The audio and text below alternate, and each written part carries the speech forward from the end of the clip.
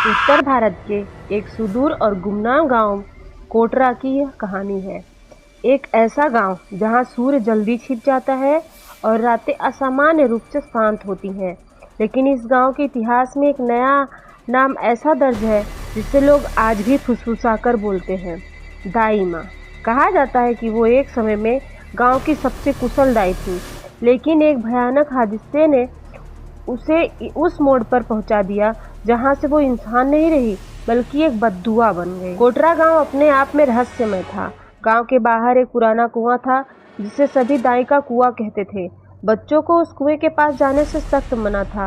हर घर की दीवारों पर नींबू मिर्च लटकते होते और नवजात बच्चों के माथे पे काजल का मोटा टीका लगा होता, मानो किसी अनदेखे खतरे से बचाव किया जा रहा हो।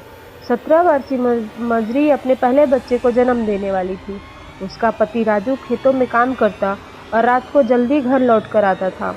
लेकिन इन दिनों दोनों असहज थे। मजरी को सपनों में एक बूढ़ी औरत दिखती थी जो उसके पेट को सहला रही होती और कान में बड़बड़ाती रहती, तेरा बच्चा मेरा है। राजू ने यह सपना अपने बाबा लालचंद को बताया, जो गांव के सबसे बुजुर्ग व्यक्ति थे। लालचंद का चेहरा सुनते ही स्याह हो गया। उन्होंने धीमी आवाज में कहा, ये दाई माँ है जिसे औरत ने गांव के 13 नवजात बच्चों को मार डाला था, उसके बाद उसे उसी कुएं में जिंदा गाड़ दिया गया। राजू और मंजरी को जैसे किसी ने बर्फ में डुबो दिया हो। उनके अंदर डर की एक लहर दौड़ गई। 80 साल पहले धन्नो नाम की एक दाई गांव में रहती थी। वह इतनी कुशल थी कि बच्चे आसानी से जन्म ले लेते, लेकिन एक दिन उनका अपना बच्चा मरा हुआ पैदा हुआ। उसे शक हुआ कि किसी ने जादू टोना करके उसके बच्चे की बलि ले ली। उस दिन के बाद धन्नो पागल हो गई और हर गर्भवती औरत से उसका बच्चा छीनने लगी। धीरे धीरे गांव की औरतें अपने नवजात शिशुओं को खोने लगी। अंत में गांव वालों ने धन्नो को जिंदा उसी कुएं में गाड़ दिया। मरने से पहले उसने कहा था, जब जब गांव में कोई पहला बच्चा जन्मेगा मैं लौटूंगी और उसे अपना बनाऊंगी। वो रात जब मंजरी को प्रसव पीड़ा हुई, गांव के सभी लोग डर के साए में थे। बिजली नहीं थी। राजू ने नर्स बुलाने के लिए शहर से जीप मंगवाई, लेकिन रास्ता कीचड़ से भरा था। एक बूढ़ी औरत सफ़ेद साड़ी में लिपटी हुई खुद चलकर उनके दरवाजे पर आई। मैंने सुना बच्चा आने वाली है, मेरी ज़रूरत है ना। राजू कुछ बोल पाता उससे पहले मजरी ने दर्द से चिल्लाना शुरू कर दिया। बूढ़ी औरत ने कहा, मैं संभाल लूँगी, और भीतर चली गई। राजू को कुछ अजीब लगा।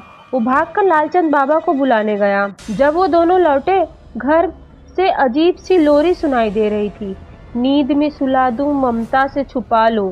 अंदर जाकर देखा, मजरी बेसुध पड़ी थी और वो बूढ़ी औरत नवजात बच्चे को खून से लथपथ कपड़े में लपेटे झूला झुला रही थी। लालचंद चिल्लाए, दाई माँ, तुझे फिर से लौटने नहीं दूंगा।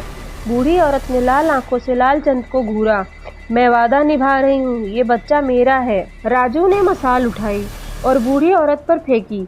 वो चीखने लगी, लेकिन वो चीख इंसान की नहीं थी, एक राक्षसी डरावनी गूंज थी जिससे गांव की दीवारें भी कांप गई।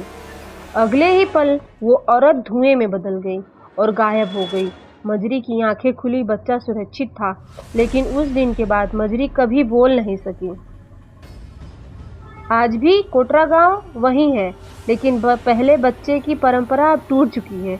हर गर्भवती औरत को गांव से बाहर भेज दिया जाता है। दाई का कुआं अब सील कर दिया गया है, लेकिन कई लोगों का मानना है कि रात के तीसरे पहर कुएं से किसी औरत की आवाज आती है, मेरा बच्चा मेरा बच्चा। कभी कभी एक औरत की ममता जब सांप बन जाए तो वो भगवान से भी ज़्यादा खतरनाक हो जाती है। अगर आपको यह कहानी पसंद आई हो तो भूप FM इंडिया को सब्सक्राइब करें, और अगली बार जब कोई बूढ़ी दाई आपके दरवाजे पे आए तो 2 बार सोचिएगा।